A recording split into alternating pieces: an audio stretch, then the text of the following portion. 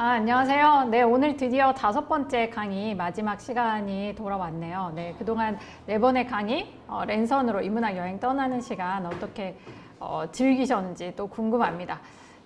오늘의 주인공은 여러분들 많이 알고 계신 그런 건축가가 되겠습니다. 이름이 안토니 가우디라고 하는 분이에요. 아마 그 스페인 여행 가셨을 때 꼭 한 번쯤은 들어보셨을 그런 분이죠. 꼭 스페인에 여행 가지 않으셨다고 하더라도 건축에 조금 관심이 있으시다거나 아니면은 세계의 그 랜드마크, 유명한 관광지 있죠. 에펠탑이라든지 아니면은 정말 뉴욕의 타임스퀘어라든지 이런 그 많이 접해보셨을 그런 그 건축물을 디자인하신 바로 주인공이 되겠습니다. 자, 오늘도 안토니 가우디와 함께 스페인 중에서도 오늘은 아마 바르셀로나를 중심으로 여행을 떠나볼 것 같습니다. 그래서 바르셀로나 사진과 함께 제가 준비를 했습니다. 자, 안토니 가우디의 사진입니다. 이렇게 사진을 봤을 때는 사실 뭐 이분이 막 그렇게 이게 또 젊은 사진이기도 하고 이분이 이제 70대 중반까지 사셨는데 굉장히 젊은 시절과 또 나이 든 시절이 극명한 대립을 이루고 있는 그런 예술가 중에 한 명이에요. 젊었을 때는 뭐 그렇게 막 성격이 괴팍하거나 아니면 고집이 너무 세다거나 요런 느낌은 사진에서 그렇게 보이지 않는데 사실 이분이 그 괴팍한 성격으로 굉장히 유명하신 그런 분입니다. 중간중간 제가 일화도 또 설명을 드릴 수 있을 것 같아요. 자, 안토니 가우디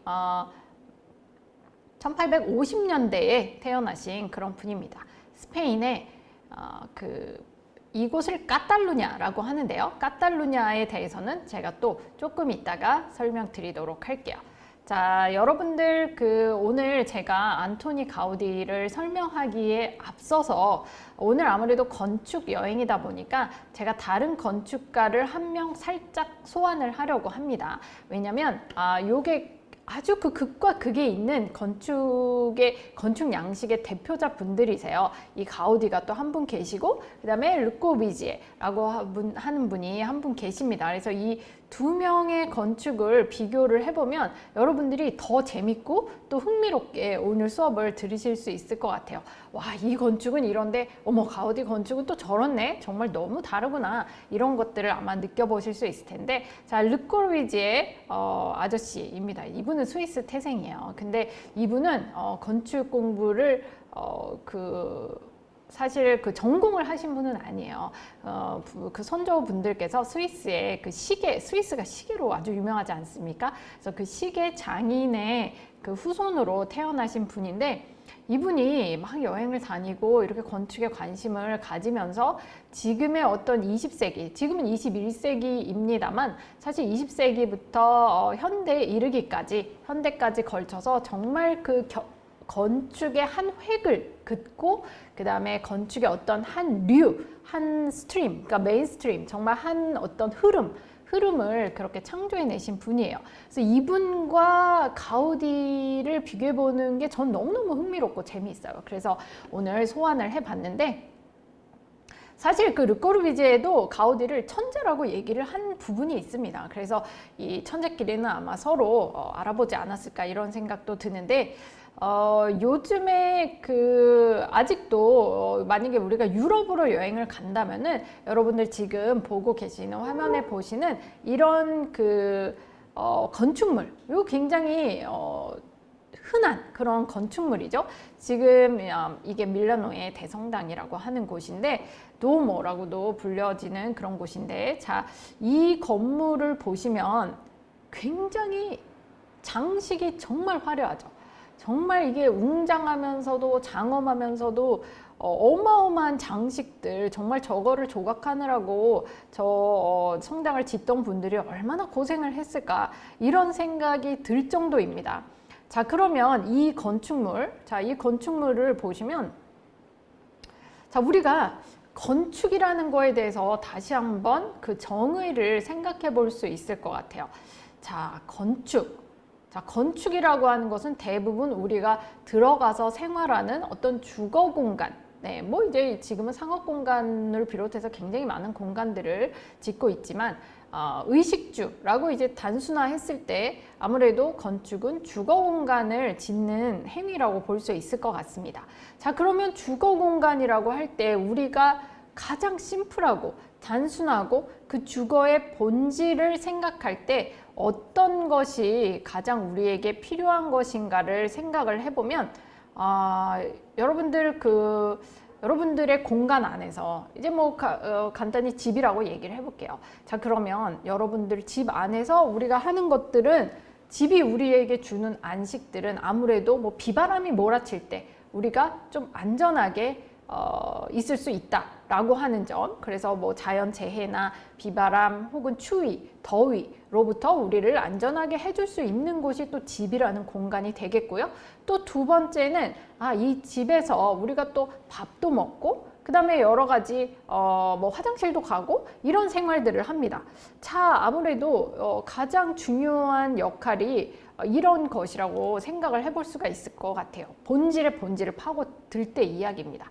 자, 그러면 심플하게 우리가 주거 공간에서 이런 행위를 한다고 할 때 지금 여러분들이 보시는 이 장면에 있는 이런 장식들이 과연 우리가 비바람을 피하고 그다음에 밥을 먹고 또 화장실을 가고 잠을 자고 이런 인간의 가장 기본적인 활동에 있어서 이런 장식들이 필요할까요? 한번 곰곰이 생각을 해보시면 사실 이런 장식들은 불필요한 게 아닐까 그런 생각이 듭니다. 우리가 뭐 추위 피하고 더위 피하는데 이런 장식들이 우리에게 도움을 주는 것은 거의 없지 않나 이런 생각을 해볼 수 있어요. 그래서 이 르꼬르비지에 같은 경우는 정말 장식을 최소한 해야 된다. 우리가 과연 이 안에서 어떤 그 이득을 볼 수 있느냐. 그래서 주거 공간의 핵심만을 가져와서 새로운 주거 형태를 만드신 분이 바로 르꼬르비지에다라고 생각을 해볼 수 있을 것 같아요. 반면에 가우디 같은 경우는 장식이 반드시 있어야 된다고 했던 건축가예요. 그래서 이렇게 완전히 극과 극이 있습니다. 가우디는 장식이 반드시 필요하다. 그래서 장식이 없이 단순한 것들은 아마 그 건축가가 무능해서 이게 능력이 없어가지고 그걸 감추려고 저렇게 한 거다라고 그렇게 얘기를 할 정도였어요. 자, 근데 여러분들 지금 이 말은 그 안도 다다오라고 하는 일본의 아주 유명한 그 건축가가 했던 말이에요. 이 안도 다다오는 르꼬르비지에를 아주 추앙하면서 자기 롤 모델로 여기면서 르꼬르비지에를 찾기 위해서 막 프랑스까지 그 1960년대에 배를 타고 정말 화물선 같은 그런 배를 타고 프랑스까지 르꼬르비지에를 찾아서 막 가신 분이에요. 그러면서 르꼬르비지에 건축물을 보고 자기가 독학으로 이분이 건축하고는 일절 상관없는 권투 선수였어요. 근데 지금 고등학교 때 권투 선수 생활을 하시다가 건축에 관심을 갖게 되면서 프랑스까지, 물론 이제 르꼬르비지에는 만나지 못했다고 합니다. 하지만 다녀오신 분인데 이분의 말에 따르면 정말 인류의 그 수많은 건축가 중에 탑 3를 뽑을 때 이 르꼬르비지에를 꼽은 것을 알 수 있죠. 파르테논 신전의 건축가, 그다음에 미켈란젤로, 그리고 르꼬르비지에. 이 파르테논 신전의 건축가도 아주 유명한 일화가 있죠.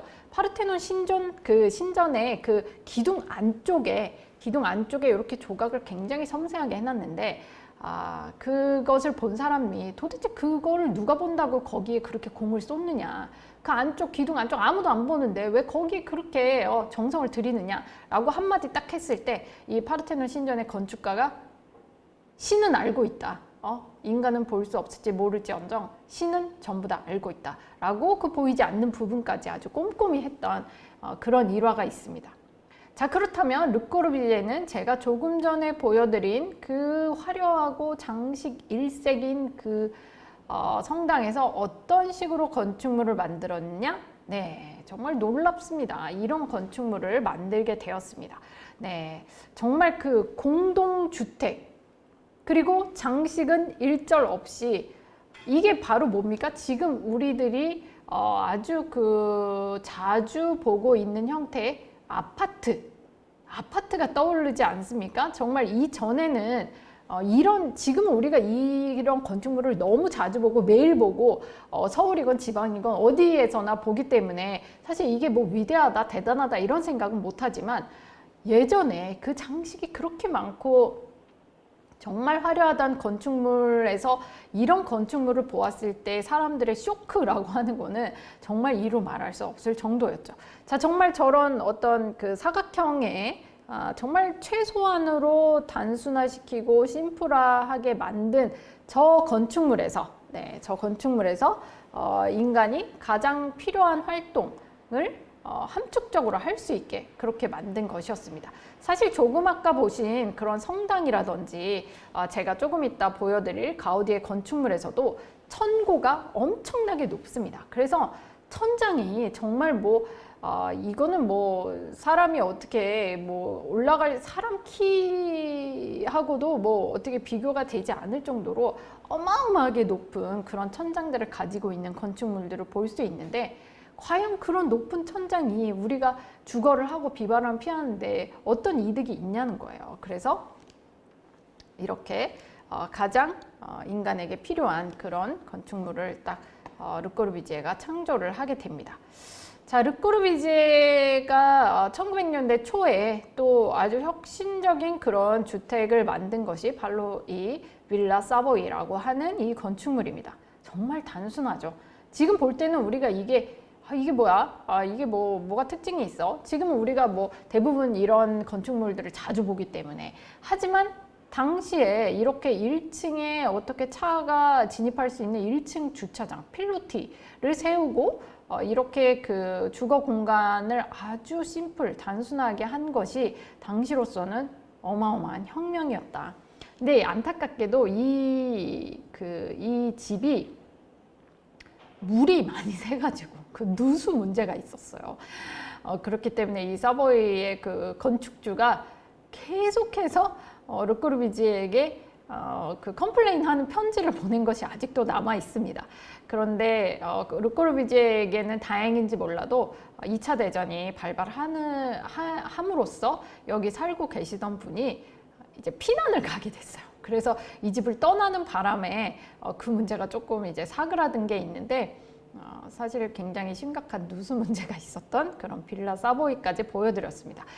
자, 지금의 어떤 우리가 흔하게 볼 수 있는 건축물의 한 흐름, 한 류를 창조해낸 이 르꼬르비지에가 정말, 저는 이제 제 개인적인 생각으로는 르꼬르비지에가 정말 천재라고 저는 생각을 합니다. 그런데 사람마다 이게 이제 가치관이 틀릴 것 같아요. 그래서 여러분들 가치관이 다를 것 같아요. 그래서 여러분들이 조금 있다가 가우디의 건축물을 보시면 또 여러분들의 가치관에 따라서 이게 진짜 천재다, 혹은 저게 진짜 천재다 라고 생각을 하실 수 있을 것 같아요. 사실은 저는 개인적인 취향으로는 가우디보다는 이런 르꼬르비지에나 안도다다오처럼 아주 심플한 그런 것들을 좋아하지만, 또 가우디의 입장에서는 장식은 반드시 있어야 하고, 이렇게 심플한 건축물이라고 한다면은 건축가가 무능한 거다라고 또 가우디는 생각을 했었기 때문에 사람마다 이제 생각이 다를 수 있죠. 근데 지금 이런 건축물이 처음에는 생소했지만 지금 20세기, 21세기에 걸쳐서 우리가 사실 가장 대한민국에서 특히 가장 선호하는 것이 또 아파트 아니겠습니까? 그래서 이런 것들을 보면 어떻게 이렇게 한 흐름을 창조해냈을까, 그런 면에서 그러니까 대중이 모두 선호하는 그런 건축 양식을 만들어낸 르꼬르비지에게 저는 어마어마한 그 존경심을 가지고 있어요. 하지만 가우디가 천재적인 면은 뭐냐면, 가우디는 단 하나도 같은 것이 없다는 겁니다. 가우디는 정말 건축한 모든 것이 다 달라요. 단 하나도 똑같은 건축물이 없어요. 세상에서 정말 유일무이한 건축물을 만든 사람이 바로 가우디가 되겠습니다. 그래서 여러분들 생각하실 때 조금 이따 가우디 건축물들 보시면서 어느 쪽이 더 천재 같다, 혹은 나는 이쪽을 더 선호한다 라는 그런 생각 해보시는 것도 굉장히 흥미로울 것 같습니다. 자, 그러면 르꼬르비지에를 살짝 제가 가우디와 대비하면서 이제 보여드렸어요. 이제부터 그러면 가우디에 대해서 설명을 드릴 수 있는데, 자, 가우디는 집안이 장인 집안이에요. 장인 집안. 근데 대장장이 집안이었어요. 이 대장장이라고 할 때 그 대장장이도 사실 여러 그 전문이 있어요. 자기 전공이 있는데 가우디의 그 선조분들께서는 솥을 만드는 그 대장장이 집안이었습니다. 그래서 가우디는 어릴 때부터 이렇게 평평했던 쇠를 이렇게 땅땅땅땅 달궈서 두드리다 보면은 땅땅땅땅 두드리다 보면은 그것을 여러 가지 모양으로 만들 수 있죠. 그냥 평평했던 것이 이렇게 오목하게 솥이 되는 것을 보면서 자란 거예요. 그래서 이게 없던 공간이 생기는구나. 평평할 때는 아무 공간이 없었는데 요걸 이렇게 오목하게 만듦으로써 공간이 생긴다. 이거에 대한 마법을 또 가우디가 깨닫게 됩니다. 그래서 우리 선조들에게 배운 선조들에게 남아있던 유전자가 자기 안에서 발현을 하면서 자기가 이렇게 최고의 건축가가 되었다고 가우디 스스로 인정을 하고 얘기를 하게 됩니다. 네. 자, 이런 집안에서 가우디는 태어났습니다. 자, 요거를 한 가지 이제 가우디에 대한 특징으로 알아두시면 좋겠고, 그 다음에 두 번째로 알아두실 것은 여러분들이 조금 생소하실 수는 있지만 우리가 스페인의 역사를 알아야만 합니다. 가우디를 배우려면. 왜냐면 여러분들이 가우디 건축물을 보려고 여행을 가신다면은 스페인 바르셀로나로 가시게 돼요.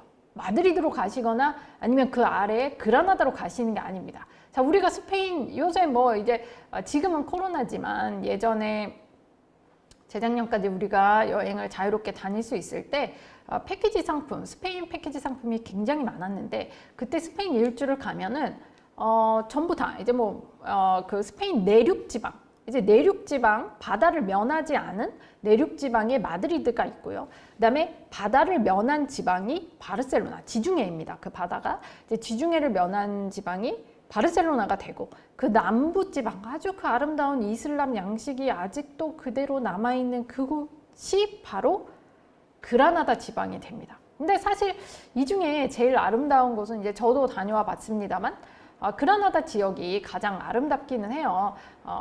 거기에 정말 그 이슬람 양식이 그대로, 이슬람 문화가 그대로 남아있기 때문에 거기가 가장 아름답기는 하지만 원래는 이 스페인이 전부 이제 이렇게 세 지역으로 쪼개져 있었습니다. 자, 그 중에서 제가 아까 말씀드린 마드리드, 요쪽이 카스티아 지방이에요. 카스티아.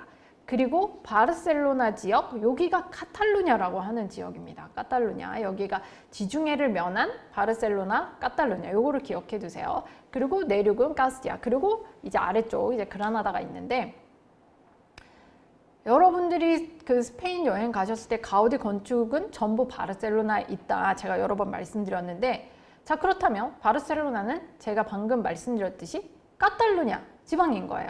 자, 그러면 가우디는 왜 스페인 사람인데 왜 카탈루냐에만 자기의 건축물을 만들었을까? 요런 그 궁금증이 사실은 있어야만 합니다.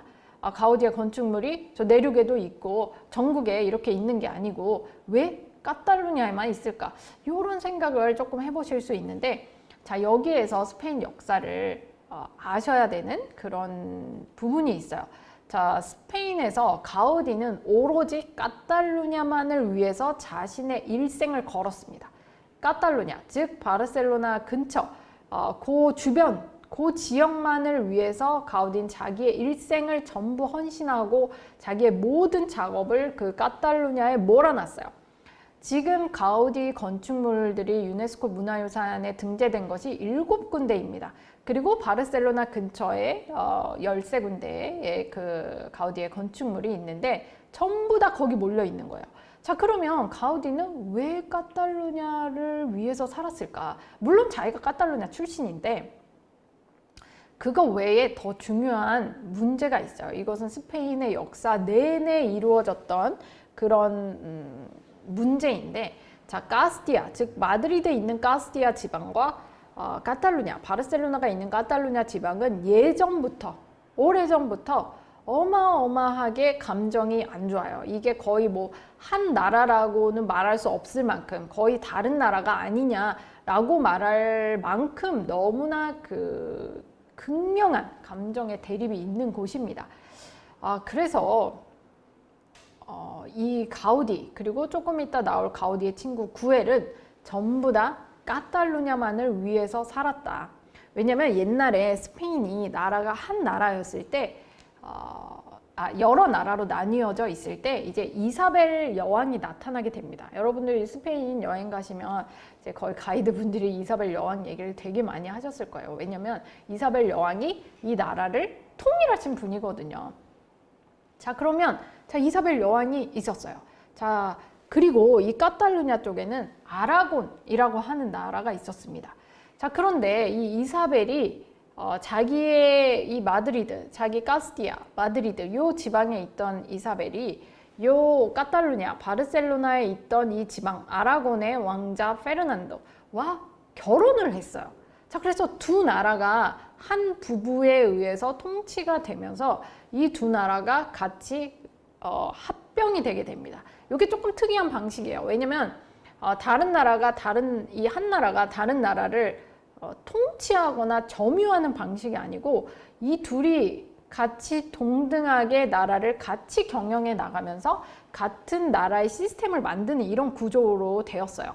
그래서 이사벨 1세와 페르난도가 손을 잡고 스페인을 통일하면서 카스티아, 카탈루냐가 함께 한 나라가 되었고 그 아래 그라나다까지 이제 통일 전쟁을 치르면서 그라나다를 함락시키게 됩니다. 이렇게 해서 스페인이 하나의 나라가 된 거예요. 자, 그런데 그러면 하나의 나라가 되었으니 이제 자기들이 조금 감정을 희석시키면서 우리는 한 나라야 라고 생각을 해야 되는데 그렇지 않은 채로 지금까지 와 있어요. 그래서 지금도 여러분들 축구 경기 보시면 FC 바르셀로나하고 그다음에 레알 마드리드랑 관계가 굉장히 안 좋아요. 그래서 이 두 그 축구팀이 아주 스페인에서 앙숙이에요. 앙숙이고 이 두 팀이 세계 최고의 그 레벨을 가지고 있지만 두 팀이 같이 국가대표로 나오면 단합이 그렇게 안 돼요. 이 나라가 약간 그런 문제가 있습니다. 그래서 둘이 아주 앙숙 같은 그런 관계를 지금도 유지하고 있으면서 특히 카탈루냐의 불만은 그럼 뭐냐. 이제 불만이 있을 거 아닙니까? 이 카탈루냐가 바르셀로나 이 지역은 해변하고 맞닿아 있기 때문에 여기는 무역이 번창했어요. 자, 무역을 많이 하다 보니까 굉장히 부자, 돈이 많이 쏟아져 들어오게 된 겁니다. 반면에 카스티아는 원래부터 영토는 넓었지만 그냥 내륙지방이에요. 그냥 내륙지방으로서 정말 땅덩이 넓지만 이 국민들이 조금 카탈루냐에 비해서는 훨씬 더 가난한 그런 국민들이 대다수였어요.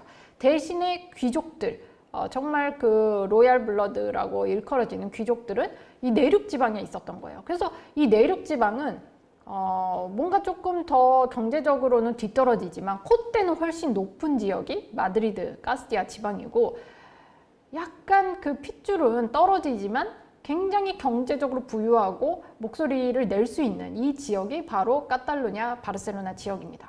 그래서 지금도 이 스페인을 먹여 살리는 곳이 카탈루냐예요. 지금도 세금을 가장 많이 내는 곳이 카탈루냐 지방입니다. 자, 그러다 보니까 카탈루냐 지방은 계속 불만이 높아지게 된 거예요. 우리가 다 벌어가지고 우리가 왜 다 이 전 국민을 먹여 살리냐. 그리고 저 콧대만 높고 자기네들 그 인정을 안 하는 카스티아 지방 사람들을 우리가 왜 먹여 살리냐라고 하는 이런 그 불만이 어마어마하게 많이 있었다는 거죠.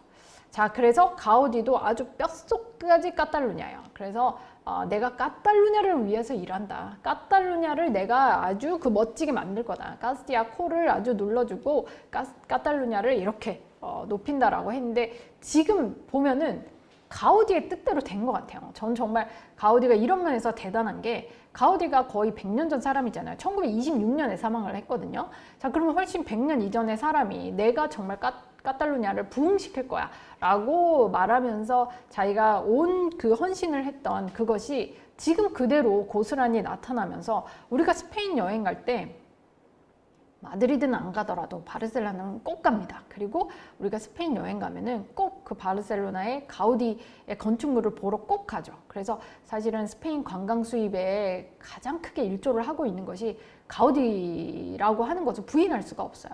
그렇기 때문에 가우디는 자기의 고향을 정말 자기의 소원대로 그렇게 아주 그 높이 만들어 놨다라고 하는 그런 면을 볼 수가 있을 것 같아요.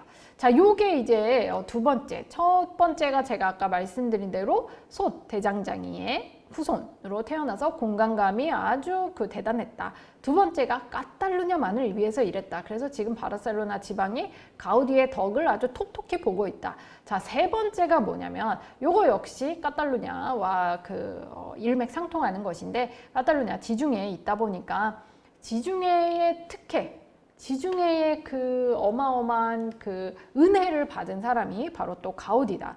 근데 요 지중해의 중요성은 제가 아무리 말을 해도 부족하지가 않은 것 같아요. 제가 세 번째 시간, 괴테 시간에도 살짝 말씀을 드렸었지만, 정말 모든 예술가들은 지중해 근처에서 나와요. 예술가들이 특히 이런 제가 말하는 예술가는 비주얼적인 예술가를 말하는 겁니다. 비주얼 쪽의 예술가들은 전부 지중해 근처에 모여 있어요. 물론 이제 문학가들이나 이런 분들은 사실 태양의 은혜를 받지 않은 러시아 같은 데서도 많이 나옵니다. 근데 여러분들 뭐 화가라든지 디자인 혹은 이런 건축이라고 하는 이런 비주얼에 관련된 이 예술가들은 전부 다 지중해 근처에서 쏟아져 나온다라고 해도 과언이 아니에요. 일단 뭐 20세기 예술을 대표하는 사람 피카소 아니겠습니까? 피카소도 바르셀로나를 통해서 이제 바르셀로나에 있다 파리를 오면서 이제 남프랑스에서 피카소가 또 폭발을 하게 돼요. 자기의 재능이. 마찬가지로 빈센트 반 고흐 같은 경우도 암스테르담 사람이지만 네덜란드의 북유럽이 날씨가 별로 안 좋잖아요. 근데 북유럽의 암스테르담 사람이지만 프랑스에 와서 파리를 거쳐서 아르이라고 하는 태양이 찬연한 포방스를 지나면서 이제 빈센트 반 고흐도 우리가 아는 반 고흐가 됐고, 뭐 샤갈, 마티스, 뭐 외에 정말 많은 예술가들이 전부 지중해의 은혜를 흠뻑 받았다. 마찬가지로 가우디도 정말 지중해가 있었기에 지중해의 정말 따사로운 햇살을 받았기 때문에 이렇게 또 위대한 예술가가 된 게 아닐까, 그런 생각을 해봅니다. 자, 가우디가 이런 얘기를 했습니다. 빛은 모든 장식의 기초이다. 빛에서는 분해된 여러 색채가 생성되기 때문이다. 그렇죠. 그렇기 때문에 이런 회화, 예술, 그리고 건축, 이 면에서는 정말 빛이라고 하는 것이 가장 중요한 핵심이구나 라는 것을 우리가 알 수 있겠습니다.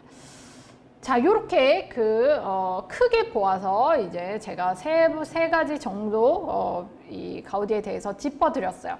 자, 그럼 이제 가우디의 일생을 볼 텐데, 가우디는 어릴 때 부모님들이 가우디 위에 굉장히 많은 형제들을 낳았어요. 근데 5 중에서 아이 3을 잃은 거예요, 부모님들이. 그러니까 얼마나 슬프셨겠어요. 옛날엔 뭐 영아 사망률이 높기도 했지만은 어쨌든 5명 중에 3명을 잃다 보니까. 그래서 가우디가 태어났을 때 부모님들이 가우디를 정말 애지중지했어요. 그러면서 바로 카톨릭의 세례를 받게 합니다. 예전에는 아이가 태어나면 바로 이제 며칠 지나면 바로 세례를 받게 해요. 그 아이가 이제 수호 신의 가호를 받게 하기 위해서. 자, 그래서 이 가우디 역시 내가 어떤 카톨릭의 힘으로 이렇게 살아있다라고 생각을 했던 그런 부분이 있어요. 그리고 뭐 부모님도 아주 독실한 카톨릭 신자셨고. 근데 몸이 약한 거예요. 다행히 목숨은 부지를 했지만 몸이 약하고 어릴 때부터 평생토록 류마티즘을 달고 다닙니다. 그래서 몸이 불편하잖아요. 다른 애들은 막 들판에서 뛰어놀 때 아닙니까? 지금 그 당시는 뭐 놀이터라고 따로 있진 않았겠지만은, 그냥 들판에서 애들이 뭐 축구하고 뭐하고 다 뛰어놀고 할 때 자기는 그냥 앉아 있어야 되는 거예요. 애들이랑 같이 뛰어놀 수가 없는 거죠. 그러면은 가만히 앉아가지고 애들 놀 때 도대체 무슨 생각을 할 수 있겠어요? 자기 몸이 불편하니까 가만히 있으면서 유심히 보게 되는 거예요. 우리가 막 뛰어다니고 바쁘게 살 때는 사실 어떤 것에 집중을 하면서 관찰을 하기가 힘들잖아요. 그런데 가우디는 몸이 불편했다 보니까 정말 아이들이 뛰어놀 때 주변 환경, 그래서 주변의 자연들, 이런 것들을 유심히 조용히 집중하면서 관찰을 할 수가 있었던 거예요. 이런 것들이 가우디의 무의식에 크게 남게 됩니다. 자, 이렇게 보내면서 가우디는 집에서 아주 따뜻한 사랑을 받으면서 자라게 돼요. 그래서 가우디가 이런 얘기를 했어요. 집이란 가족이 사는 작은 나라다. 집이 곧 나의 조국이다. 이런 얘기를 할 정도였습니다. 저 이 말이 참 들을수록 너무 그 감동적인 얘기인 것 같아요. 가족에게 얼마나 큰 사랑을 받았으면 이런 얘기를 할 수 있을까, 그런 생각이 드는데, 실제로 이 아버지는 가우디를 평생 후원한 그런 분이에요. 이제 집이 가난했고 본인이 그냥 장인이었기 때문에 아주 많은 부를 일구지는 못했지만 아들의 건축을 위해서 자기의 모든 것을 희생할 준비가 되어 있는 그런 아버지였습니다. 그래서 가우디도 정말 아버지 돌아가신 날까지 진짜 효자로서 그렇게 아버지를 사랑했어요. 자, 그런데 이 아버지가 자기가 장인으로 지내고 있지만 대대로 장인의 집안이지만 지금 1800년대 중반이 넘어섰잖아요. 무엇이 있었습니까? 바로 영국에서 산업혁명이 일어나게 됩니다. 산업혁명. 자, 이렇게 되면서 가우디의 아버지는 많은 생각을 하게 됐어요. 지금 우리 인간들이 하던 일을 전부 다 기계가 대신하고 있구나. 그러면 우리가 아무리 장인 정신으로 아주 뭐 대단하게 정말 위대한 작품을 만들어낸다고 하더라도 기계가 찍어내는 거에 비해서는 정확성도 떨어지고 생산성도 떨어지는구나. 정말 엄청난 사회의 변혁이 일어나고 있구나 라는 것을 아버지가 딱 깨닫게 됐어요. 그래서 이 직업을 아이들에게 물려주기에는 조금 위험하다 이런 생각을 하시게 됐습니다. 자, 그러면서 아버지는 이제 큰 아들은 의술을 배우게 했어요. 그래서 아이를 바르셀로나로 유학을 보냅니다. 즉 가우디의 형이 의학 공부를 위해서 바르셀로나로 가게 된 거예요. 그리고 가우디는 자기가 건축에 관심을 가지고 건축학교로 진학을 하게 됩니다. 근데 형이 바르셀로나에 있었기 때문에 가우디도 레우스에 살았어요. 원래 레우스에 있었는데 바르셀로나로 옮겨가게 된 겁니다.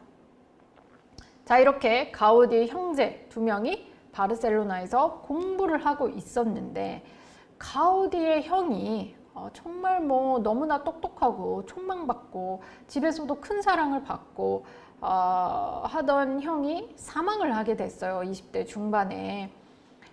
정말 큰 충격이었죠. 이게 가우디만 충격을 받은 것이 아니라 가우디의 어머님도 이 형이 돌아가시고 나서 몇 달 만에 가우디의 엄마까지 돌아가시게 됩니다. 그래서 어머니와 형을 이 몇 달 차이로 잃은 이 가우디의 슬픔은 이루 말할 수가 없었어요. 정말 가족을 너무 사랑했기 때문에. 가우디는 이때에 정말 그 위대한 예술가들이 공통적으로 보이는 그런 성향을 보이게 되는데 그게 뭐냐면 바로 미친 듯이 일하기 시작한 겁니다.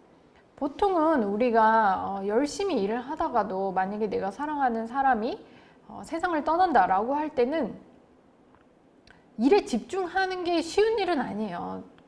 어쩌면은 일을 놓아버리고 싶은 생각이 더 많을 것 같습니다. 내가 일하느라고 내 사랑하는 사람을 지켜주지 못했다라는 죄책감이 있을 수도 있고요. 내가 이렇게 일을 하는 것이 도대체 나의 무슨 부귀영화를 누리겠다고 내가 사랑하는 사람도 지키지 못했는데 내가 뭘 위해서 이렇게 일을 하나? 라는 생각을 할 수도 있습니다. 이제 놓아버릴 수도 있는데 위대한 예술가들을 보면은 이 지점에서 정말 전속력으로 달려가는 것을 제가 많이 봐요. 제가 그동안 이제 4번의 강의에서도 틈틈이 말씀을 드렸습니다만 뭐 셰익스피어 같은 경우도 아들 햄릿이 사망하고 나서 정말 그때부터 셰익스피어의 대표작이 그때부터 쏟아져 나오면서 4대 비극, 셰익스피어의 4대 비극이 그때 다 써지게 됩니다. 또한 뭐 괴테 같은 경우도 아들을 잃고 나서 이제 파우스트를 전부 완성을 하게 되고 레미제라블 같은 경우도 이제 빅토르 위고도 자기의 딸 사위를 한꺼번에 잃고 그리고 나서 또 추방까지 당한 이후에 이렇게 위대한 역작을 써내게 되죠. 도스토옙스키 같은 경우도 아들 알료샤를 잃고 나서 알료샤가 3살밖에 안 됐어요. 근데 그 눈에 넣어도 아프지 않을 가장 이쁠 때 아닙니까? 그 아이를 잃고 나서 정말 미친 듯이 일을 하면서 알료샤를 잃고 나서 쓴 소설이 까라마초프가의 형제들입니다. 그래서 이런 위대한 작가들은 정말 그 세상에서 비교할 수 없는 큰 슬픔이 왔을 때 그것을 생산 속으로 전환시키는 걸 제가 많이 봐요. 이런 게 정말 일반 사람들과 큰 차이가 있구나. 제가 그런 것들을 많이 느낍니다. 자, 가우디 역시 이때부터 미친 듯이 일을 해내게 되죠. 자, 그래서 건축학교에 입학하면서 이제 형의 죽음을 겪고 그 이후로 가우디는 정말 일의 커리어에 있어서 고공행진을 하게 됩니다. 자, 그러면 이제부터 가우디의 건축물이 과연 무엇을 표현하려고 했나 라는 것을 바탕으로 좀 얘기를 해 보도록 하겠습니다.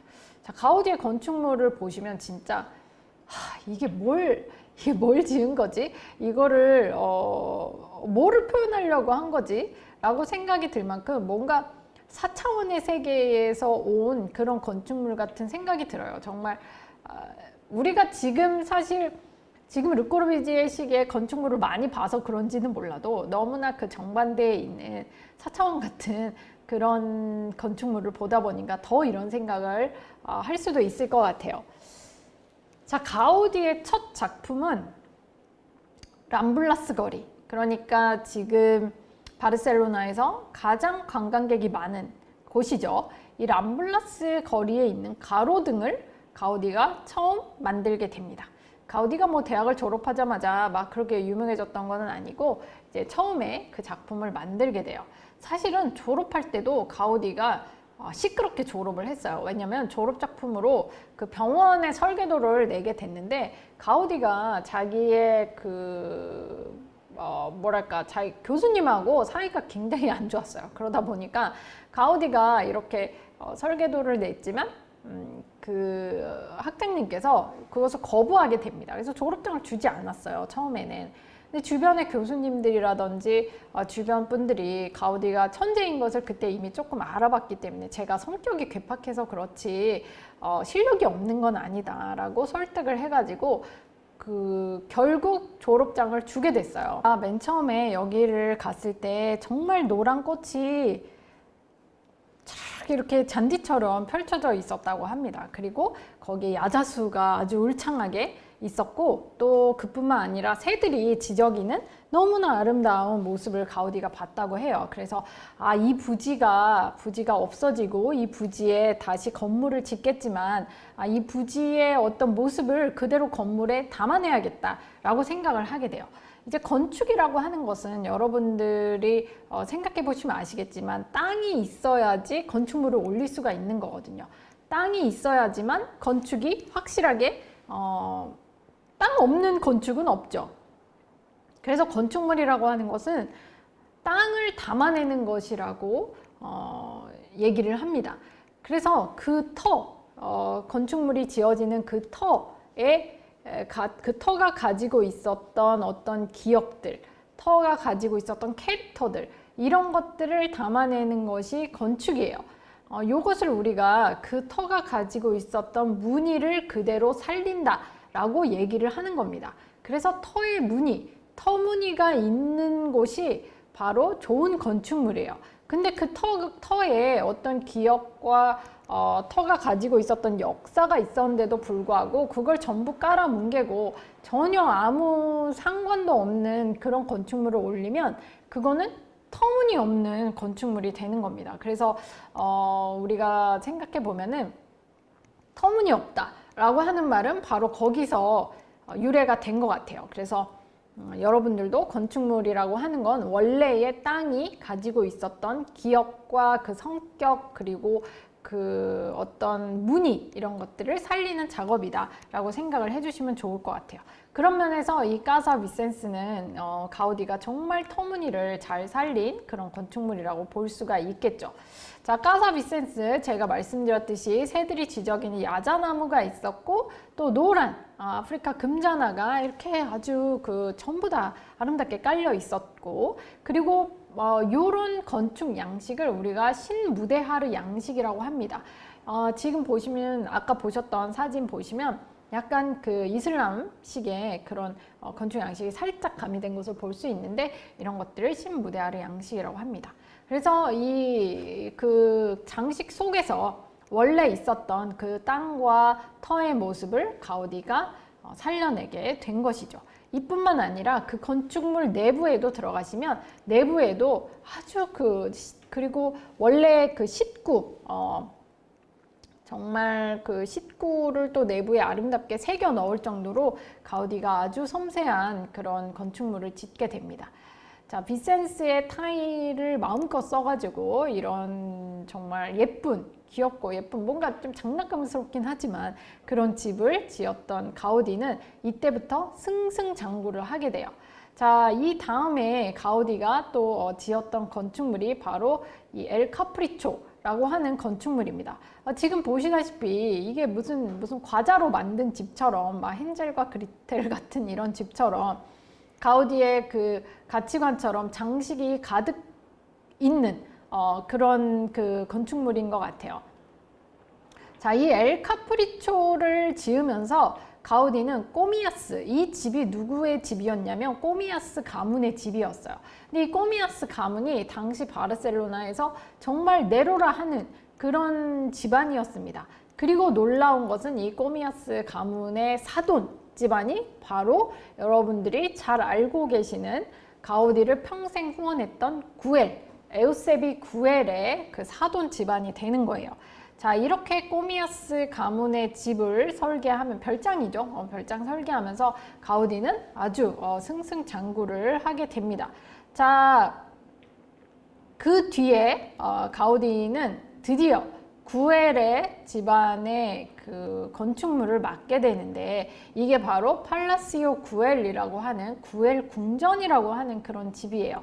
자, 구엘과 가우디는, 이제 구엘은 정말 바르셀로나에서 손에 꼽는, 바르셀로나뿐만 아니라 전 세계에서 손에 꼽는 대부호였습니다.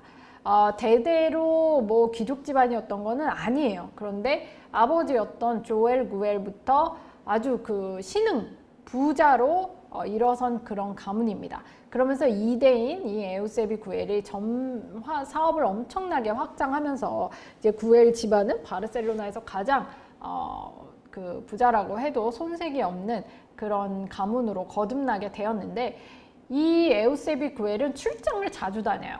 자, 그러다가 프랑스에 가서 이제 만국박람회를 참여를 했던 거예요.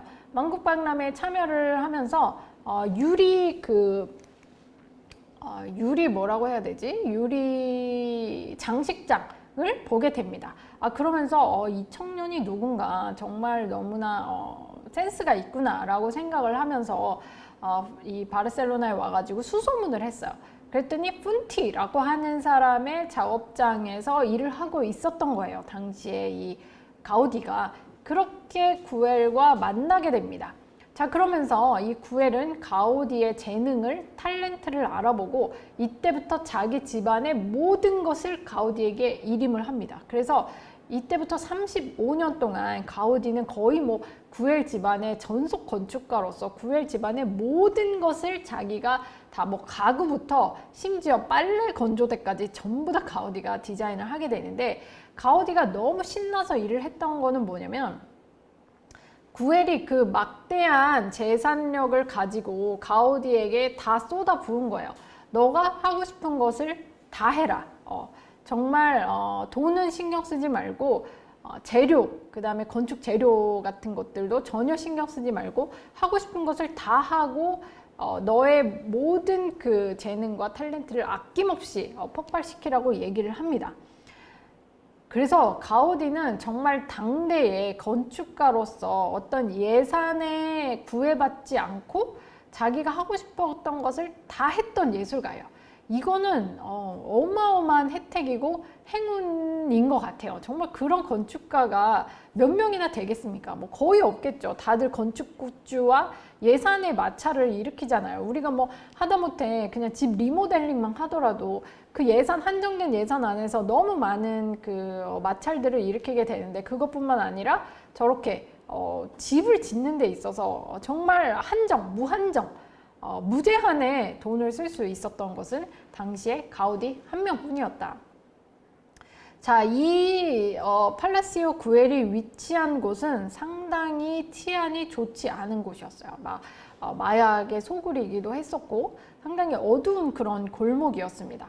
그런데 이 구엘은 여기에 꼭 집을 짓겠다라고 했던 것이, 또 여기서 보이는 곳에 자기의 어떤 라이벌 관계인 꼬미아스 가문의 집이 있었기 때문에 여기에 조금 그 플렉스를 하고 싶었던 것 같아요. 그래서 가우디가 여기에 그 무한정의 예산을 가지고 건축을 하게 되었습니다.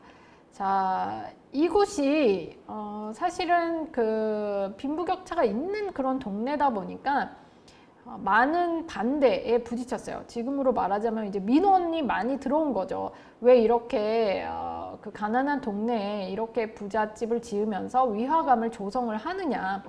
그래서 이 가우디는 이곳에 지금 보시는 사진처럼 저 중앙, 이제 두 개의 아치형의 문이 두 개가 있고 그 중앙에 이렇게 가로등, 조명을 설치하게 됩니다. 굉장히 환하게, 이게 아주 거대한 조명이다 보니까 굉장히 환하게 거리를 비춰줄 수가 있었던 거죠.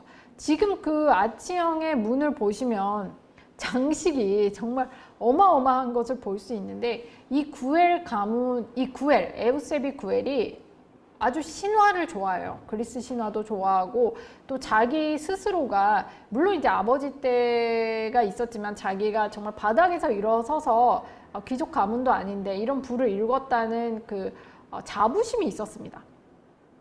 그래서 자기가 어떤 그 신화 속의 존재 같은 그런 사람이 되길 바랬어요. 구엘 자체가. 자, 그러다 보니까 구엘의 건축물들에 전부 가우디는 이런 신화적인 모티브를 많이 넣어서 장식을 정말 익스트림하게 한 것을 볼 수가 있죠. 정말 저 구불구불한 저런 장식들, 이게 원래는 마차가 드나들던 문이었습니다. 자, 이런 장식을 가우디가 하면서 내부에는 또 천장을 아주 높이 올리고, 지금 보시면 이게 밑에서 천장을 이렇게 찍은 거예요. 자, 그러다 보니까 정말 태양빛이 그대로 쏟아져 내리는 곳을 알 수가 있죠. 자, 이것을 받치기 위해서 저 높은 곳에 이제 돔 형태로 지으면서 거기서 빛을 쏟아지게 했기 때문에 그 밑에서 받치는 것들이 필요하죠. 이런 것들은 전부 다 철골 구조로 가우디가 특수 제작을 한 것입니다. 자, 그러다 보니까 공사 비용이 정말 어마무시하게 들어간 거예요. 그래서 이때 그 구엘 가문에 집사가 있었어요. 이 사람이 가우디가 준 그 영수증을 보고 너무 깜짝 놀란 거예요. 돈을 이렇게 막대한 돈을 쓸 수가 있나. 자기는 지금 주인 나으리의 그 돈을 어떻게 하면 아낄 수 있을까, 그걸 고민하고 있는데 자기가 아껴봤자 이 가우디란 놈이 지금 돈을 펑펑 쓰고 있구나. 이건 진짜 큰일 났다 라고 생각을 해가지고 구엘한테 갔어요. 구엘한테 가서 도대체 이게 뭐냐, 가우디가 돈을 이렇게 펑펑 쓰고 있다, 도대체 이 낭비를 어떡하냐고 막 얘기를 했더니 구엘이 그 영수증을 봤어요. 보고 나서 뭐야, 가우디가 돈을 왜 이것밖에 안 썼지? 돈을 더 쓰라 그러라고 이제 그렇게 얘기를 한 일화도 있습니다. 그만큼 가우디는 정말 제한 없이, 이때 이 철골 구조라고 하는 거는 굉장히 값비싼 재료였어요. 그리고 이걸 전부 다 오더 메이드로 했다는 게 정말 가우디의 스케일도 너무 크고, 이거를 후원해준 구엘의 스케일도 엿볼 수 있는 그런 면입니다.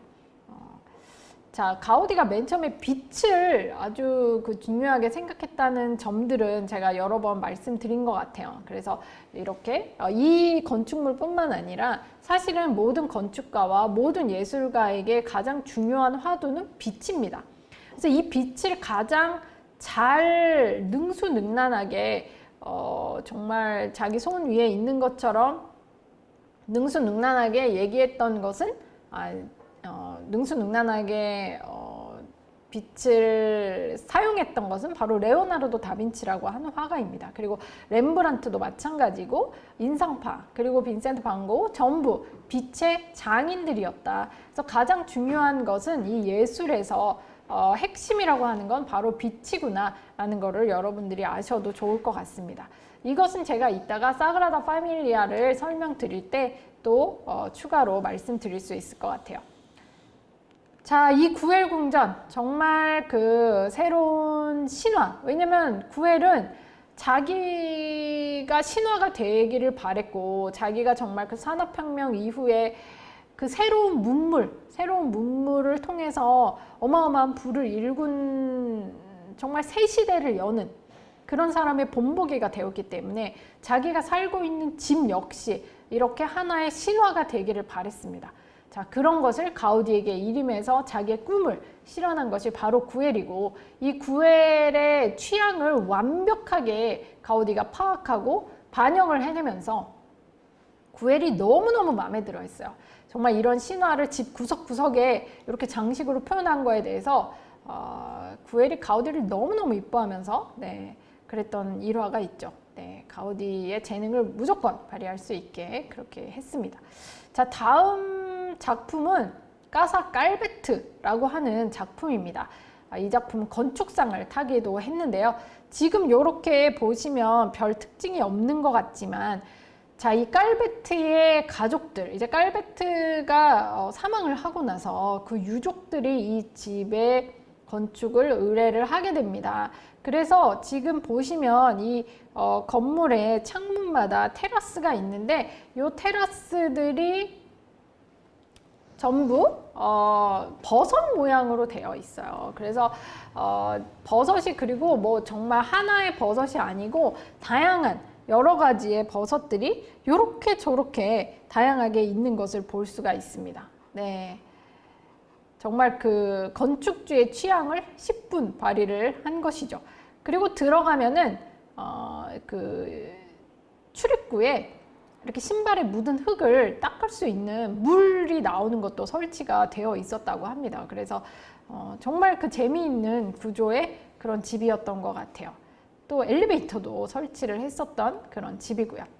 자, 까사 깔베트가 1900년에 바르셀로나 건축상을 탄 작품입니다. 그래서 가우디는 정말 말 그대로 승승장구하면서 모든 바르셀로나의 그 유명인들, 셀럽들 그리고 기업가들이 가우디와 함께 건축을 하고 싶어하는 그런 예술가가 되었죠. 네, 근데 시기 질투도 되게 많았습니다. 가우디는 일단 예산에 한정이 없었기 때문에 예술가들 입장에서 돈의 구애를 받지 않고 자기가 하고 싶은 것을 다 할 수 있는 그런 사람이 몇이나 되겠어요. 그러다 보니까 다른 예술가들이 엄청나게 이제 가우디를 미워하는 것도 있었고, 가우디가 또 성격 자체가 굉장히 개팍하다 보니까 자기의 입장이 가장 중요하고 또 그 신부님하고 이제 마찰이 있었던 일화가 되게 유명한데,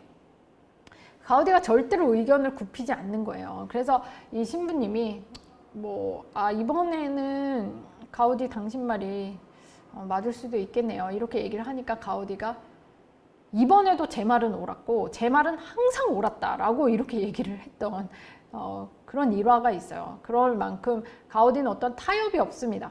자기 스스로가 완벽주의자였기도 했지만 모든 사람들에게 자기의 의견이 가장 옳다라고 얘기를 했던 그런 사람이에요.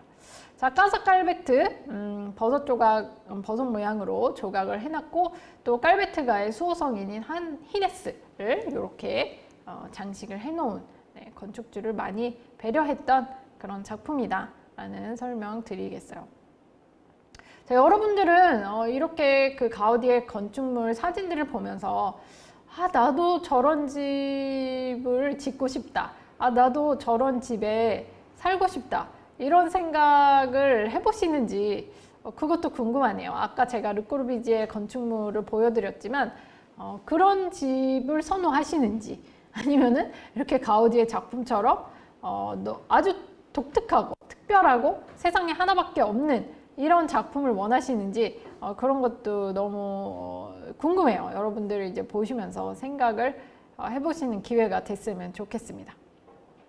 저는 좀 심플한 집을 좋아하는 것 같아요. 가우디 같은 장식의 집이 정말 뭐 세계적으로 유명하고 또 유네스코 문화유산이고 정말 대단하지만 저는 그래도 장식을 많이 좋아하는 편은 아닌 것 같아요, 제가. 그래서 저는 그래도 르크루이지의 집이 조금 더 그 집을 선호한다라고 말씀드릴 수 있을 것 같네요.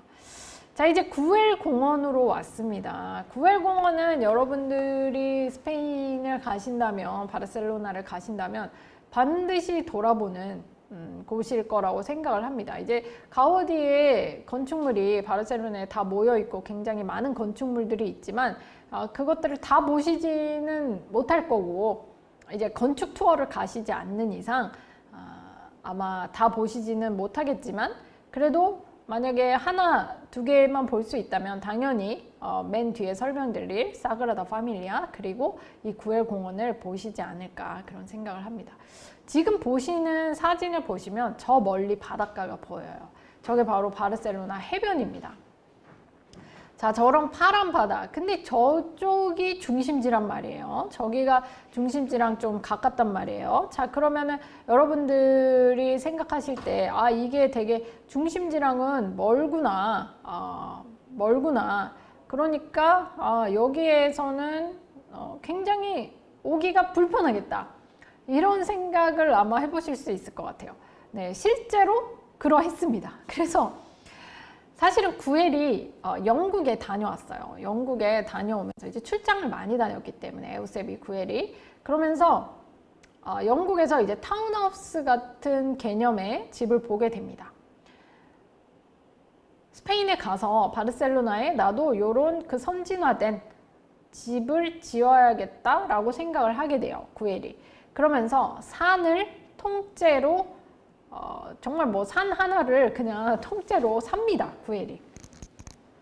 사가지고 그 산을 통째로 가우디한테 넘겨주면서 여기에 이제 그 여러 명한테 분양을 해서 하나의 타운하우스처럼 만들고 싶다라고 얘기를 하죠. 그래서 가우디가 그 산을 60개 대지로 나눕니다. 그리고는 이제 60채의 집을 지어서 분양을 하려고 마음을 먹어요. 근데 요게 여의치 않았던 것이, 일단 이 구엘 공원이 자리한 곳이 저렇게 멀다 보니까 우리가 교통이 제일 편한 것이 중요하잖아요. 지금 우리가 뭐 집값이 오르거나 땅값이 오르는 것도 교통의 요지가 제일 많이 사람들이 선호를 하는 것처럼 이곳이 너무 멀다 보니까 분양을 실패를 했어요. 그래서 이 60개의 대지 중에 2군데의 대지만이 분양을 성공하고 나머지는 그냥 실패를 하게 됐습니다. 자, 그런데 지금 그래서 이 공원이 구엘 공원, 지금은 뭐 집이 아니라 공원이 되어 있는데, 자, 이렇게 구엘이 신흥 재벌들에게 분양할 전원주택지로 이 산을 하나 통째로 마련을 하게 됩니다.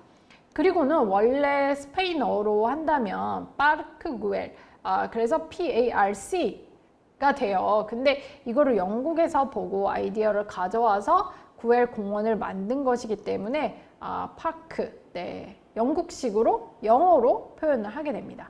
네, 구엘이라고 이렇게 되어 있고 60군데의 대지를 분양하려고 했던 곳입니다. 여기는 이제 유네스코 문화유산으로 되어 있는 곳이죠.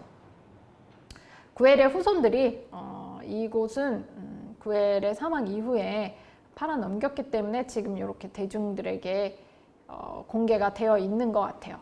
자, 이 구엘 공원에서 핵심이라고 하는 녀석이 바로 요 녀석이죠. 네. 이게 바로 용을 형상화한 그런 조각이에요. 그래서 이 기법이 트렌카디스 기법이라고 합니다. 요게 지금 타일들을 전부 다 깨부숴 가지고 그 타일들을 이렇게 조각 붙여 놓은 거예요. 근데 이 용의 형상을 한 이 도마뱀의 이 조각 작품이 이제 입으로 분수를 내뿜는 그런 작용을 하고 있습니다. 근데 분수를 내뿜을 때 내린 비라든지 아니면은 이제 자연 배수를 통해서 물을 인위적으로 내뿜는 것이 아니라 자연 배수를 통해서 이렇게 물이 나오고 있는 그런 분수입니다. 굉장히 이게 구엘공원의 가장 유명한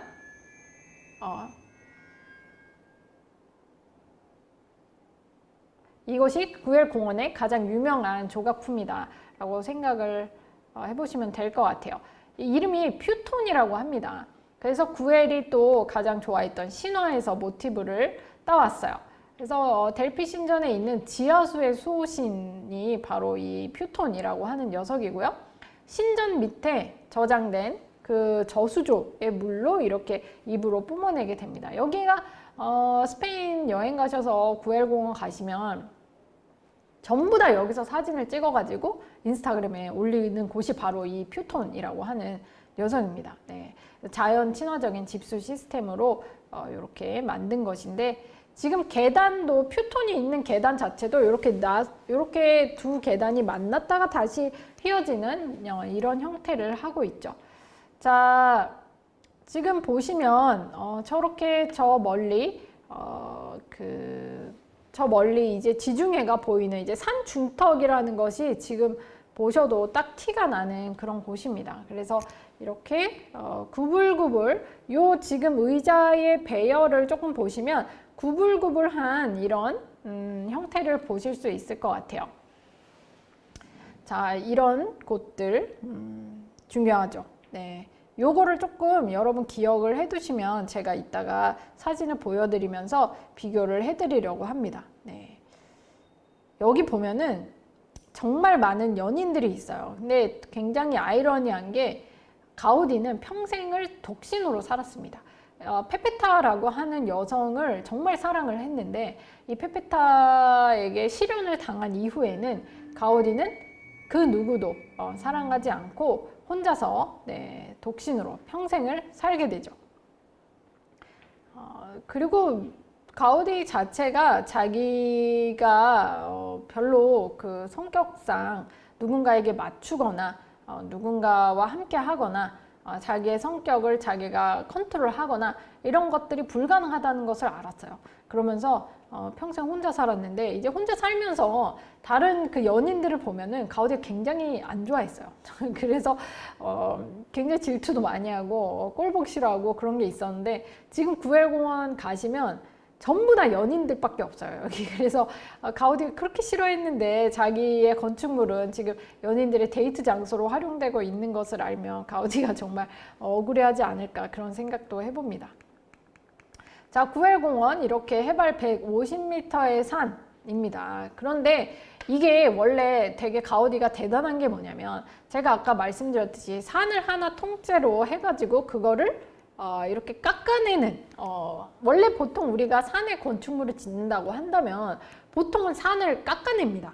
깎아내서 건축물을 짓기 좋게 어느 정도 평평하게 만들어 놓고 이제 산 앞에 건축물을 짓는데, 가우디는 무조건 자연을 지켜야 된다라고 생각을 했습니다. 무조건 자연 친화적으로 자연이 첫 번째가 돼야 된다라고 생각을 하게 돼요. 그래서 이 모든 것을 그대로 살리겠다.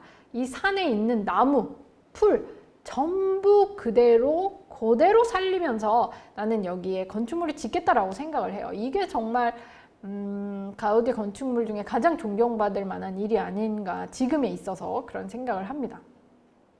그래서 되게 그 길을 그래서 구불구불하게 만들었어요. 그러니까 산을 깎아가지고 이제 고속도로처럼 편하게 차들이나 마차들이 왔다 갔다 할 수 있게 이렇게 대로를 쫙 이렇게 일자로 낸 게 아니고, 그냥 이 풀들을 해치지 않으려다 보니까 그냥 길들이 구불구불하고 통행이 불편하게 된 겁니다. 이것 때문에 사실은 구엘공원의 분양이 실패한 원인도 있습니다. 네. 자, 그리고 아까 말씀드렸다시피 트렌카디스 장식이 있다. 요것은 그 도자기, 타일들을 깨부순 것을 이렇게 그 퍼즐 맞추듯이 타일을 끼워 맞춘 거예요. 요것이 가우디 건축의 또 특징이라고 할 수 있어요. 그래서 아주 값비싼 도자기를 외국에서 수입을 해가지고 수입을 하자마자 너무나 비싸고 고급진 도자기를 그 자리에서 깨부셔가지고 그 조각들로 이 트렌카지스 기법을 만들었을 때 그 인부들이 너무나 그 도자기를 아까워하고 어떻게 이거를 이 자리에서 바로 깰 수가 있나 그런 얘기를 했던 그런 부분도 있습니다. 네, 그러면서 구엘 공원 역시 이제 구엘이라고 하는 분의 어떤 취향을 맞추어서 그리스 신화를 재구성했고요. 하나 특징은 가우디가 여기서 살았어요. 왜냐면 이제 분양이 안 됐잖아요. 분양이 안 돼가지고 자기 아버지 모시고 그리고 이제 어머니랑 자기 형은 돌아가셨으니까 자기 아버지 모시고 그리고 자기 조카, 자기 누나의 딸, 이제 조카를 같이 데리고 여기서 살았습니다. 그러면서 내가 지은 곳에서 내가 살고 있다라는 어떤 자부심도 가지고 있었어요. 여기서 살고 있었는데 아버지가 이 집에서 돌아가시게 됐어요. 그 가우디가 정말 큰 상처를 받게 됩니다. 아버지가 근데 오래 사셨어요. 90세 넘어서까지 사셨는데 그렇게 아버지가 뭐 일찍 돌아가신 것도 아닌데도 아버지가 돌아가셨을 때 가우디는 정말 모든 것을 잃은 그런 상실감을 느끼게 되죠. 그러면서 조카에게 의지하면서 이제 조카랑 둘이 살게 되는데 조카는 여자아이인데 알코올 중독이 심했어요. 그러다 보니까 그 조카에게 뭐 이런저런 잔소리를 해도 듣지도 않고 가우디가 여러 가지 심적으로 불편한 그런 부분들이 있었죠. 자, 그래서 구엘에 가시면 가우디가 살던 곳을 이제 기념관처럼 해서 보실 수 있습니다. 자, 구엘. 네, 구엘이 이렇게 사진에 에우세비 구엘입니다. 가우디는 구엘을 정말 존경했어요. 35년 동안 구엘 집안의 모든 건축을 자기가 도맡아 하면서 구엘에 대해서 이런 이야기를 남기기도 했습니다. 구엘은 정말 진짜 신사다. 돈이 많지만 티를 내지 않고 돈을 진짜 잘 다룰 줄 아는 사람이다. 구엘이야말로 진정한 세뇨르이다. 진정한 귀족은 감각이 뛰어나며 예의가 바르고 중요한 위치에 있다. 이 마지막 문장이 완전히 그 킬포인트인 것 같아요. 메디치 가문들이 이렇지 않았는가라고 얘기를 했습니다. 근데 저도 정말 이 말에 되게 공감을 하는 것이 이제 지금까지 역사 속에서 돈이 많은 사람들은 굉장히 많았습니다. 뭐 지금도 우리가 뭐 포브스 순위에 오르는 어마어마한 이제 재력을 가진 세계적으로 부호들이 많이 있죠. 자, 그런데 이런 사람들을 100년, 200년, 300년 후에도 우리가 과연 기억할 수 있을까라고 생각을 한다면 사실 메디치 가문이 있었을 때 그런 귀족 가문이 이탈리아에 메디치밖에 없었을까라고 생각을 하면 그렇지 않았다는 거죠. 정말 많은 귀족 가문이 있었을 것입니다. 마찬가지로 구엘도 스페인에서 제일 가는 부자라고 할지언정 그렇다면 그 당시에 부호는 구엘만 있었을 것이냐라고 물었을 때 그렇지 않을 것이라는 거죠. 그 당시에 굉장히 많은 귀족들, 굉장히 많은 부호들이 있었을 것입니다. 그런데 지금 우리가 이름을 알고 있고 지금 우리가 이렇게 뭔가 기억을 할 수 있는 것은 바로 예술과 매치한 그런 사람들을 우리가 정말 좋은 이미지로 악명이 아닌 정말 좋은 명예로서 기억을 할 수 있다는 거예요. 그만큼 여러 부호들이 있었지만 그 돈으로 다른 것을 한 것이 아니라 메디치처럼 보티첼리를 후원하고 당시 예술가를 후원했던 그런 귀족 가문 그리고 구엘처럼 이런 가우디라고 하는 천재를 알아본 그 눈도 대단하지만 가우디에게 어마어마한 후원을 하면서 지금 예술 작품이 지금 다 자기 이름을 붙여서 남기게 됐잖아요. 파크 구엘부터 팔라시오 구엘부터 그 외에 정말 뭐 구엘 콜로니아부터 정말 많은 작품에 바르셀로나에 자기 이름을 남기게 됐습니다. 이렇게 부자들은 많을지언정 자기의 이름을 예술 작품과 함께 남기게 되면 정말 그것은 후손에게 어마어마한 파급력을 가진다라고 저는 생각을 해요. 그래서 돈을 많이 벌 수도 있고 돈을 또 많이 쓸 수도 있지만 돈을 벌고 돈이 많은 것보다 중요한 거는 그 돈을 어떻게 써서 어떻게 자기의 이름을 남기는가가 또 아주 중요한 포인트인 것 같아요. 그런 포인트를 본다면 정말 구엘이 가장 그 멋진, 구엘은 아마 정말 알고 있지 않았을까. 자기의 이름을 남기는 데 있어서 가장 멋지고 가장 올바르고 가장 훌륭한 방법이 바로 예수를 후원하는 거구나 라는 것을 아마 알았을 것 같습니다. 그래서 그런 면에서 저는 구엘을 정말 존경을 하고 있습니다. 돈을 가장 멋지게 쓴 이런 게 바로 플렉스가 아닐까 그런 생각을 해보고요. 자, 이제 다음 건축물인데요. 이것은 까사 바티오라고 하는 건축물입니다. 자, 그러니까 바티오의 집이라고 하는 그런 건축물이 되겠죠. 자, 까사 바티오 굉장히 보면은 화려한 그런 건축물인 것을 알 수가 있어요. 이 건축물이 이 거리 자체가 다 어마어마해요. 정말 이 당시에 바르셀로나의 네로라 하는 부호들이 여기에 자기들의 집을 뽐내기 위해서 당대 최고의 건축가들을 다 영입을 해가지고 가장 훌륭한 건축물들을 촤르 이렇게 늘어놓은 그런 거리입니다. 근데 그 중에서도 가우디의 건축물은 정말 이것을 어떻게 표현해야 할지 지금까지 가우디가 건축했던 그 모든 것과도 정말 다른 모습의 그런 건축물이에요. 너무나 희한하고 또 천장 이제 꼭대기에 있는 그런 비늘의 모습도 너무나 독특한 것을 볼 수가 있죠. 정말 대단합니다. 그리고 여기에 그 창문 틀도 아주 독특합니다. 이렇게 마치 이게 지금 별명이 그래서 뼈의 집이에요. 뼈.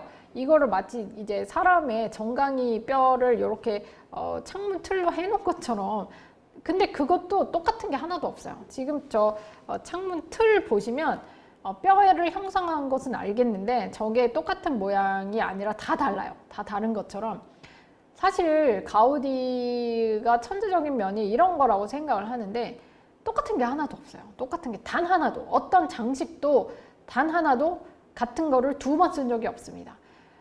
그러니까 그 아이디어의 홍수라고 하는 것이 정말 가우디에게는 너무나 당연했던 것이 아닐까. 그런 생각하면 약간 너무너무 부러워지는 게 있는데, 자, 뼈의 집. 지금 꼭대기는 이렇게 용의 비늘을 형상화했어요. 그리고 그 밑에 테라스. 지금 테라스를 보고 계시면은 이제 창문에 이어진 발코니. 발코니 보시면 지금 해골의 이 눈두덩이처럼 보이는 것을 느끼실 수가 있을 것 같아요. 너무나 독특하고 어떻게 이런 생각을 할 수가 있었을까 그런 생각을 해요. 이 바티오의 집을 지으면서 물론 그 이전에도 구엘의 집을 지으면서 가우디는 바르셀로나 최고의 건축가의 반열에 올랐었지만 이 집을 지으면서 정말 이런 건축가는 가우디밖에 없다 라는 명성을 자자하게 떨치게 됩니다. 저는 가우디의 건축물이 굉장히 많지만 사실 이거보다 까사밀라가 더 유명해요. 까사밀라가 더 유명하고 건축적으로도 까사밀라를 더 높이 쳐주지만 저는 개인적으로 이 까사바티오가 정말 가우디의 어떤 천재성을 볼 수 있는 작품이 아닐까 그런 생각을 해보면 아무도 이런 생각은 못 할 것 같아요. 정말 이런 그 해골 모양의 파티오 같은 거는 아무도 가우디 말고는 그 누구도 생각할 수 없는 것이 아닐까. 자, 그라시아 거리입니다. 그라시아 거리에 지금 저 까사바티오 말고도 저 옆에도 둘째라면 서러워할 만큼 아주 뛰어난 건축물들, 아주 독특한 건축물들이 차르륵 이렇게 되어 있는 것을 볼 수가 있죠. 자, 그라시아 거리에 요거를 부조화 지구라 그래요. 너무 건축물들이 하나하나 다 개성이 있는 것들이 나열이 되어 있다 보니까 당대 최고의 건축물들이 모여있던 부조화 지구. 그 중에서도 까사바티오는 뼈로 만든 집이라는 별명을 가지고 있습니다. 그래서 그러니까 이게 이거 같아요. 용의 비늘이 위에 있잖아요. 근데 그 용이 사람을 잡아먹은 거예요. 사람을 잡아먹고 뼈만 남아가지고 그 뼈를 가지고 테라스, 발코니도 만들고 그 다음에 창문 틀의 그 구조물도 만들고 그렇게 된 것 같습니다. 거대한 용을 형상화한 것은 정말 가우디만이 해낼 수 있는 상상력이 아니었을까 그런 생각을 해보고요. 건축 공간 자체를 정말 살아있는 건축이 어떻게 살아있게 만들까를 고민한 것이 그대로 여실히 드러납니다. 아까 제가 보여드린 이제 꼭대기에 천장 부분에 그 비늘 같은 것은 빛을 받으면 그 비늘이 어떻게 반짝이겠어요. 그러면 저 멀리서 볼 때 그 비늘이 이렇게 형형색색으로 반사가 됐을 때 얼마나 저게 마치 정말 살아있는 것처럼 느껴지지 않았겠습니까? 그러니까 가우디는 정말 어마어마한 고민을 통해서 건축이 그냥 죽어있는 건축이 아니라 살아있는 모습을 정말 살아있는 것처럼 사람들에게 보여주고 싶어 했구나 라는 것을 이 까사 바투요에서 또 느껴볼 수 있는 것 같아요. 자, 이제 드디어 까사밀라가 나왔군요. 드디어 가장 바르셀로나에서 또 가장 유명한 건축물 중에 하나죠. 이제 구엘과 함께 정말 많은 건축을 했지만 그 중에서도 가우디에게도 가장 악명 높았던, 그리고 우리에게도 가장 유명한 그런 까사 밀라입니다. 가우디가 이 건축물을 지으면서 건축주였던 밀라 부부하고 너무 많은 마찰을 일으켰어요. 나중에는 거의 7년에 가까운 소송까지 했었던 그런 건축물입니다. 자, 건축물이라고 하는 것은 건축주가 의뢰를 하는 거예요. 자기가 살 집을 의뢰를 하는 겁니다. 자, 돈은 누가 내요? 건축주가 냅니다. 그리고 누가 살아요? 건축주가 살아요. 근데 짓는 사람은 누굽니까? 건축가가 지어요. 자, 그렇기 때문에 여기에 약간 함정이 있는 거예요. 돈도 건축주가 내고 살 사람도 건축주인데 짓는 사람은 다른 사람인 거예요. 자, 그렇기 때문에 이 짓는 사람은 자기가 짓지만 누구의 취향대로 지어야 돼요? 자기의 취향이 아니라 건축주의 취향대로 원래 지어야 됩니다. 건축주의 돈으로 건축주 마음에 들게 건축주의 예산 안에서 지어야 되는 것이 건축가의 숙명이에요. 자, 근데 가우디는 이런 것들을 모두 무시를 한 그런 사람이에요. 제가 볼 땐 구엘 때문에 그런 게 아닐까. 구엘은 전혀 터치하지 않고 모든 예산을 다 무제한으로 풀었기 때문에 그런 만큼 가우디가 다른 건축주와 일을 하는 데서는 불편했을 것 같아요. 구엘이 너무 잘해주다 보니까 다른 건축주는 그게 안 통하니까 거기서 불편했을 것 같은데, 지금 이 까사 밀라를 보시면, 자, 이 인면이 이렇게 굴곡이 되어 있습니다. 네. 자, 이게 정말 대단한 모습이죠. 어떻게 그 앞면을 아까 그 르꼬르비지에 보셨지만 그냥 사각형으로 하면 얼마나 편하고 얼마나 단순합니까? 근데 앞을 이렇게 조각을 해놨어요. 이것이 근데 어떤 것과 비슷하냐라고 한다면은 제가 아까 가우디가 어린 시절 정말 몸이 불편하다 보니까 친구들이 뛰어놀 때도 그냥 바라봤어야만 했는데 그 몬세라트산 요 모습하고 방금 보여드린 이 까사밀라의 인면하고 너무나 비슷하게 지어진 것을 여러분들이 아마 느끼실 수 있을 거예요. 근데 여기가 그냥 모양만 이렇게 해놓은 것이 아니라 이렇게 인면을 굴곡지게 해놓은 것이 이유가 있어요. 이 집이 서향집이에요. 서향. 자, 서향집이면은 해가 지고 나서도 햇빛이 계속 들어옵니다. 그래서 서양집에서 하시는 분들이 조금 괴로워하시는 분들 제가 몇 분 봤는데, 이 서양집의 빛이 계속 어떻게 이렇게 표현하면 맞을지 모르지만 제가 책에서 읽은 글 중에 정말 빛이 폭력적으로 들어온다라는 글을 봤는데, 그런 것들을 그림자로 상쇄시키려고 중화시키기 위해서 이렇게 인면을 굴곡을 시킨 거예요. 그러면 이렇게 울퉁불퉁하니까 당연히 그림자가 지지 않겠습니까? 그래서 뜨거운 햇빛, 여긴 또 지중해잖아요. 햇빛이 그냥 바로 직사광선으로 내리쬐니까 이런 것들을 조금 완화시켜주기 위해서 이런 과학적인 이유도 들어 있습니다. 자, 예술가는 작품을 만드는 데 도움이 될 자연을 찾아내서 창조주와 협력하는 것뿐이다. 이게 정말 멋진 말이죠. 가우디가 한 말인데, 지금 보시면 이런 몬세라트산, 자연에서 가져와서 자연과 협력해서 이런 건축물을 지어낸 것이 바로 또 가우디가 이런 말을 할 수 있었던 배경인 것 같고요. 가우디가 했던 말 중에 또 하나, 자연에 직선은 존재하지 않는다라는 말이 있습니다. 네, 정말 자연은 전부 직선은 없는 것 같아요. 우리가 직선처럼 보일지언정 자연이 창조해낸 것 중에 직선은 없습니다. 전부 다 어느 정도의 공률을 가지고 있어요. 그래서 가우디는 직선을 절대로 쓰지 않았습니다. 그 어떤 건축에도, 가우디 건축에도 직선은 볼 수가 없어요. 자, 그러면 여기서 보실 때 이제 가우디와 이 까사밀라가 왜 이런 마찰을 일으켰을까? 이제 밀라라고 하는 분이 까사 바티오를 봤어요. 그거 너무 멋있는 거예요. 그래서 가우디한테 의뢰를 했어요. 근데 이 밀라 부인은 사실은 그렇게 가우디를 마음에 들어 하지는 않았습니다. 자, 그런데 밀라라는 사람이 건축을 의뢰를 했고 결국 밀라 부부와 이제 밀라 부인과 또 계약서를 썼어요. 자, 그리고 나서 공사를 진행하던 와중에 스페인의 비극의 주라는 것이 닥쳤습니다.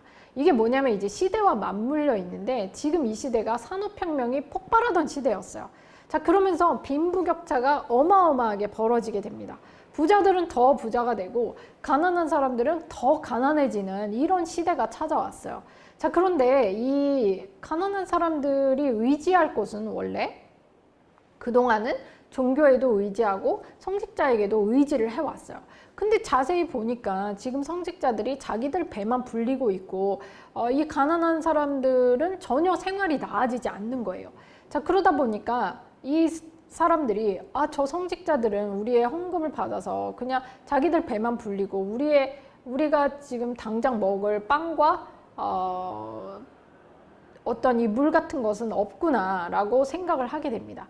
그래서 성직자들에게 어마어마한 불만이 폭발하게 돼요. 그러면서 이 비극의 주에 그 많은 성당들이 공격을 받게 됩니다. 하지만 이 가우디는 철저한 카톨릭 신자로 자기의 모든 것을 카톨릭에 바친 사람이었어요. 자, 그래서 가우디는 이 건물의 꼭대기에 성모 마리아를 형상화한 조각을 놓고 싶어 합니다. 근데 이 주인은 밀라라고 하는 사람은 지금 스페인에서 비극의 주가 있었는데 자기의 집에 그런 종교적인 조각을 놓으면 자기 집도 공격을 받을까 봐 싫은 거예요, 그게. 그래서 그 조각을 놓지 말라고 했는데 가우디가 고집을 부리게 됩니다. 이제 거기서부터 마찰이 일어나고 공사 비용이 천정부지로 또 치솟게 됐어요. 이게 뭐 보통 건축이 아니다 보니까. 근데 밀라 측에서 그 공사비를 주지 않음으로써 이것이 7년에 걸쳐서 어마어마한 그 소송을 겪게 됩니다. 그러니까 가우디가 건축주를 아무래도 배려하는 데 있어서는 많이 조금 부족했던 것 같아요. 이거 말고도 이제 다른 건축물의 예시를 보더라도. 자, 7년에 걸쳐서 겨우겨우 그 공사비를 받게 된 것이 바로 이 까사 밀라입니다. 아주 악명이 높았죠. 그래서 이 밀라 부인이 이 건축물에서 결국 이제 살게 되면서 지금은 유네스코 문화유산이 되어 있습니다. 자, 자연이 창조한 모든 유기체는 하나도 같은 것이 없다라고 이렇게 얘기를 했었죠. 네. 그래서 가우디의 모든 작품은 단 하나도 똑같은 것이 없다. 근데 자, 이 까사밀라라고 하는 것이 정말 당대에 짓고 나서 모든 그 이슈가 됐었어요. 너무 그 바르셀로나 최고의 이슈가 된 것이 일단 뭐 이런 훌륭한 것들, 뭐 인간의 손으로 만든 거대한 산이고 너울대는 인면으로 뭐 서양의 빛을 조절했고 낡은 구조를 새로운 공간으로 만들었고 그리고 여기가 또 건축 역사에 큰 의미가 있는 게 바르셀로나 최초로 지하 주차장을 만들었고 그다음에 전동식 엘리베이터를 여기 최초로 만든 곳이에요. 그렇기 때문에 그런 당시로서는 정말 최첨단의 그 주택을 지은 거예요, 가우디가. 하지만 밀라 부부와는 또 여러 가지 이유로 마찰을 빚으면서 막 7년의 소송을 했던 그런 곳인데 그것 때문이야. 이런 이슈도 있었지만 이 건축물이 지어지고 나서 사람들이 어마어마하게 이 집을 이슈를 한 것이 뭐냐면 까사 밀라에 대해서 이렇게 얘기를 했어요.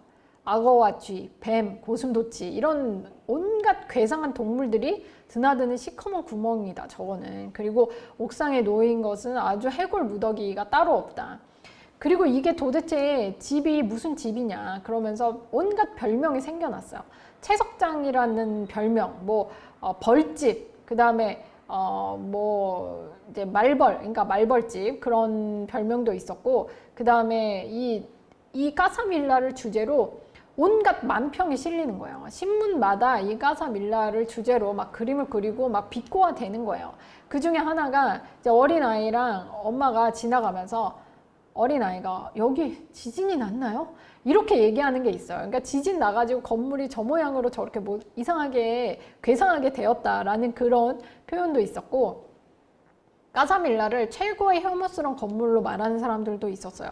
그래서 까사밀라를 지나갈 때 자기 얼굴을 이렇게 돌리고 가는 거예요. 자기 고개를. 저런 흉물을 보고 싶지 않다고 그렇게 하는 사람들도 있었습니다. 그리고 뭐 고기파이처럼 생겼다 이렇게 말을 하는 사람도 있었고, 이제 영국에서 파는 그 파이, 그 말벌집, 채석장, 정말 그 어마어마한 별명에 시달렸던 그런 건물이었습니다.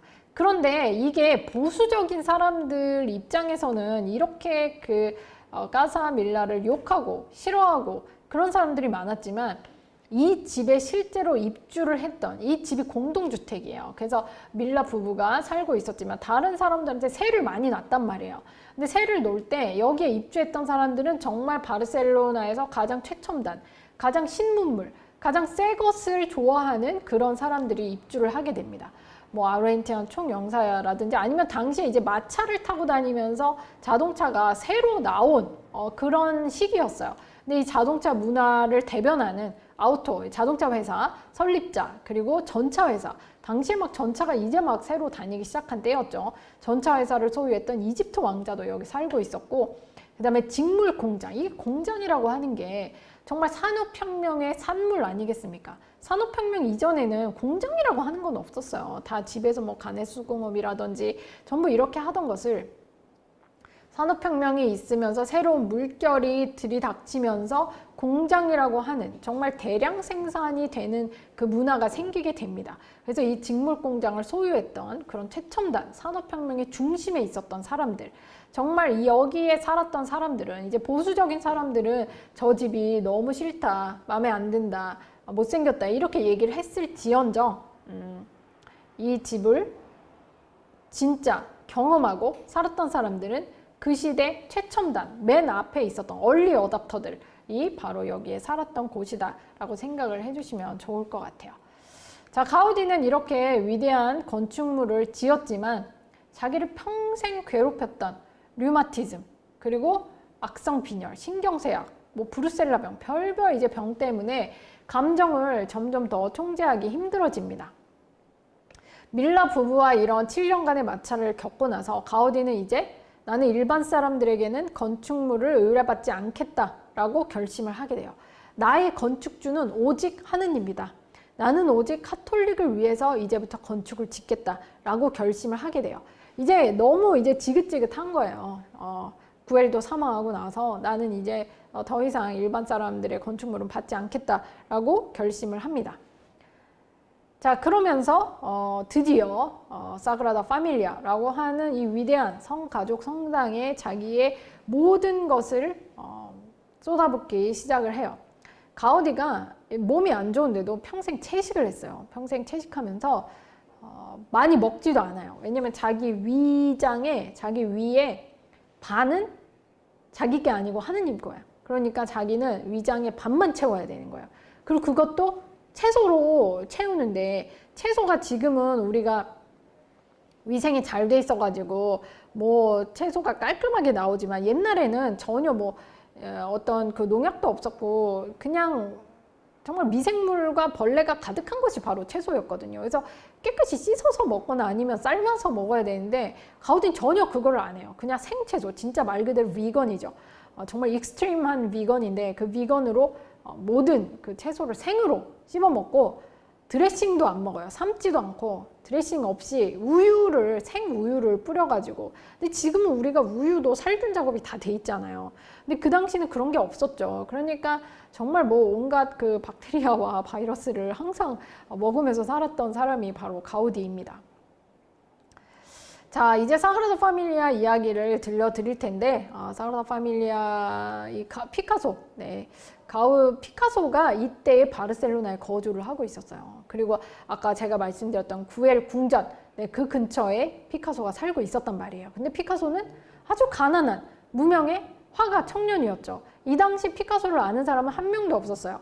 피카소는 프랑스에서 유명해진 화가입니다. 프랑스에 와가지고 자기의 재능을 폭발시키면서 이제 몽마르트를 거쳐서 파리를 거쳐서 이제 남프랑스에 가면서 이제 피카소가 우리가 아는 그 피카소가 됐는데 이제 입체파가 파리에서 생겼으니까요. 그런데 이 무명이었을 때 정말 피카소는 사그라다 파밀리아를 너무 꼴보기 싫어했어요. 도대체 저게 뭐냐? 저건 다 지옥으로 가야 된다. 근데 제가 볼 때는 이 가난한 예술가였던 피카소가 약간 그 질투를 조금 한 게 아닐까. 왜냐면 당시 예술가들은 다 가난해요. 그리고 빈부격차도 심한 이 상황에서 가우디만이 자기가 모든 예산을 쓰면서 자기가 하고 싶은 걸 다 하는 예술가 가우디 한 명이었거든요. 그렇기 때문에 피카소가 약간 이런 느낌을 받지 않았을까. 저렇게 부자들한테 딱 붙어가지고 부자들을 집만 지어주고 부자들을 정말 돈만 밝히면서 부자들의 노예처럼 건축을 지어준다라고 생각을 했던 거죠. 저거는 진짜 예술가가 아니다 라고 피카소와 그 무렵에 젊은 예술가들은 생각을 했던 것 같아요. 피카소가 가우디보다 거의 뭐 30살 정도 어리기 때문에 피카소가 그런 불만이 있었고, 가우디는 가우디 나름대로 이런 젊은 신세대들에게 또 불만을 가지고 있었던, 뭐 항상 이 신세대와 구세대들의 마찰은 역사 속에 늘 있어 왔던 거니까 이제 그런 문제가 있었던 것 같아요.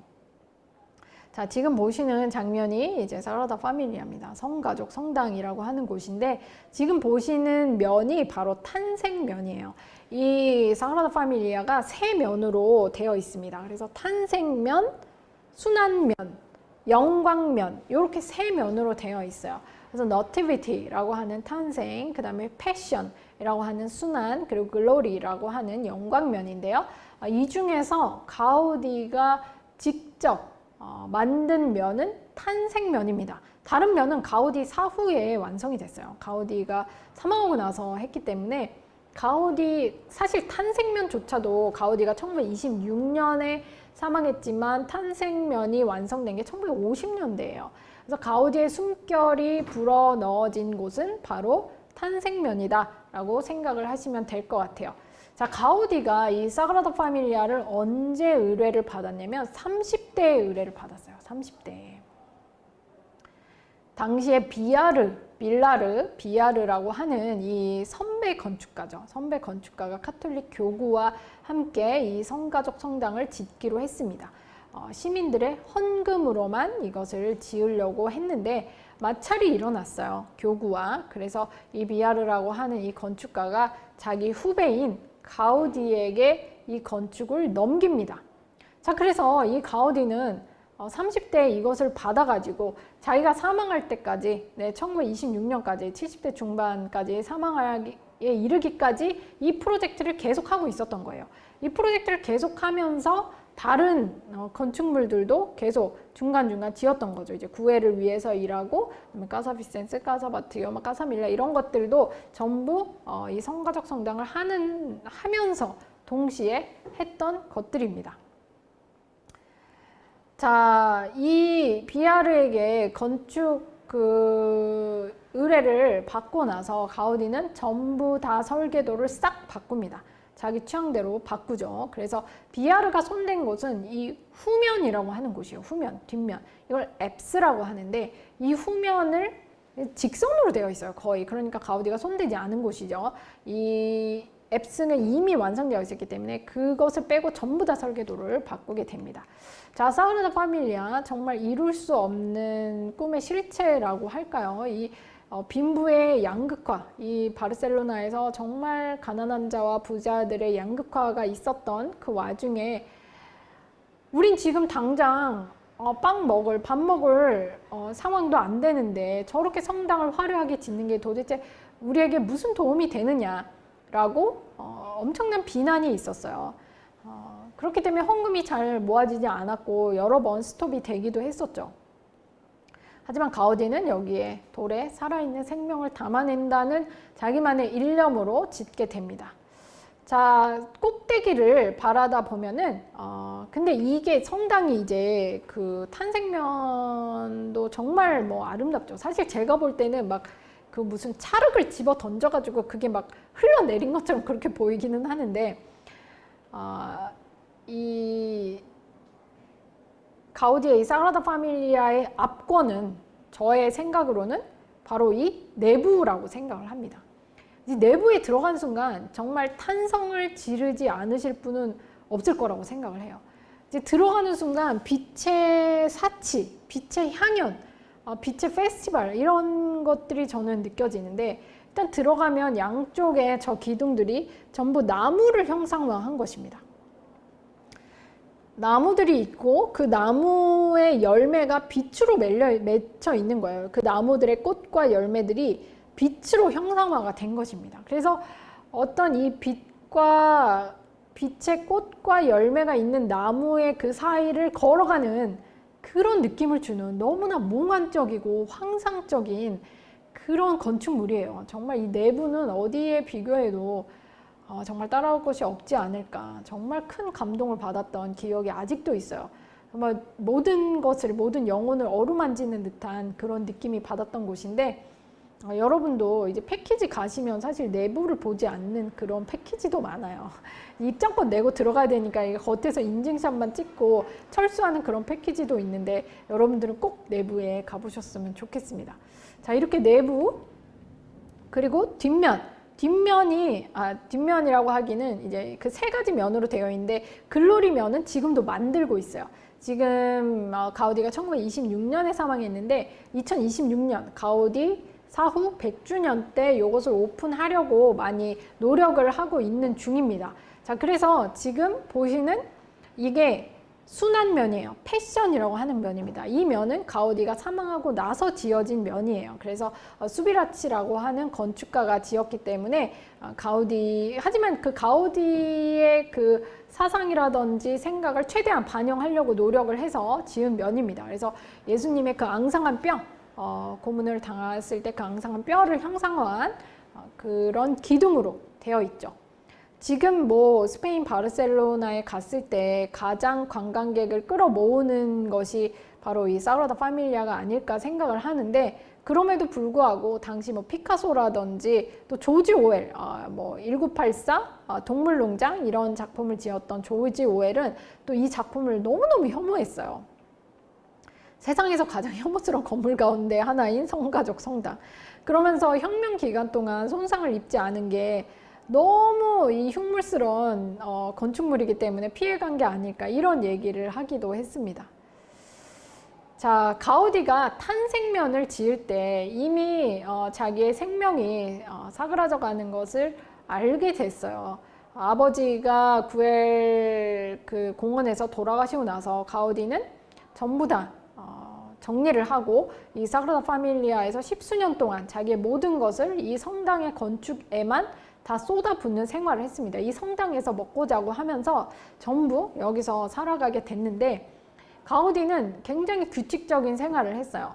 자기가 류마티즘이 있기 때문에 운동을 하라는 그 권유에 따라서 산책을 많이 다니고 굉장히 규칙적인 저녁 5시가 넘으면 바로 산책을 나갑니다.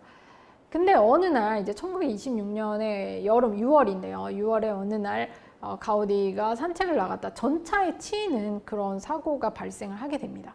근데 가우디는 바르셀로나 최고의 건축가고 가장 유명한 셀럽이었어요.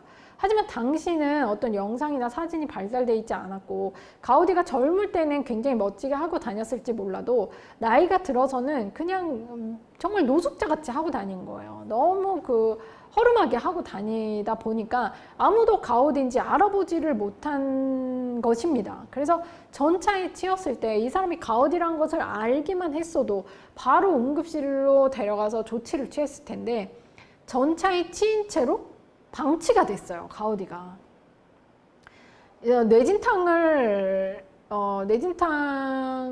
당하고 그냥 거리에 방치가 됐다가 나중에서야 병원으로 옮겼기 때문에 조치가 너무 늦어져서 가우디가 사망을 하게 되었습니다. 정말 너무 그 기가 막힌 일인 것 같아요. 그 전차에 치였을 때 사실 전차 운전사라든지 아니면 지나가던 사람들이 도와줘서 병원에만 갔어도 됐는데 사람들이 그냥 노숙자라고 생각하고 전부 거부를 했다고 합니다. 그러다 보니까 가우디가 이제 조치가 늦어져서 사망을 했고, 너무 아이러니한 것은 장례식에는 또 어마어마한 인파가 몰리게 됩니다. 이제 유명 인사였다 보니까. 그러니까 조금만 더 일찍 가우디인 것을 알아서 응급조치를 받았으면은 이 위대한 건축가가 더 살 수도 있었을 텐데 그러지 못했던 것이 참 많이 안타까운 것 같아요. 가우디는 이렇게 죽음마저도 너무 드라마틱했던 그런 예술가입니다. 자, 그러면 가우디가 남긴 말들 보면서 오늘 강의 마치려고 하는데요. 자, 카탈루냐, 자기가 카탈루냐인이었고 카탈루냐를 위해서 살아왔던 만큼 정말 카스티아를 디스하면서, 카스티아들은 뭐 균형 감각도 없고 카스티아는 항상 허상을 보고 카탈루냐만이 이렇게 자연에서 가르침을 얻는다라는 얘기를 했고요. 하늘 아래 창조적인 것은 아무것도 없다. 이렇게 자연을 항상 우러르는 그런 얘기를 했고, 또 장식에는 색이 반드시 들어가야 된다. 그래서 이 장식의 중요성을 얘기한 것이 바로 또 가우디가 되겠습니다. 인간보다 더 불완전하게 태어나는 동물은 없지만 인간만이 호기심이라는 등불을 가지고 태어나면서 이렇게 위대한 건축물을 만들어낼 수 있다라는 말도 가우디가 남기게 됩니다. 자, 이렇게 오늘 5번째 시간 스페인 바르셀로나를 가우디와 함께 여행해보는 시간을 가졌습니다.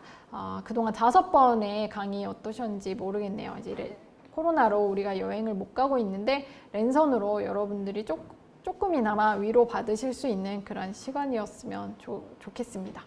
자, 5번의 강의 들어주시느라 정말 고생 많으셨고요. 다음에 또 좋은 기회로 뵐 수 있도록 하겠습니다. 네, 감사합니다.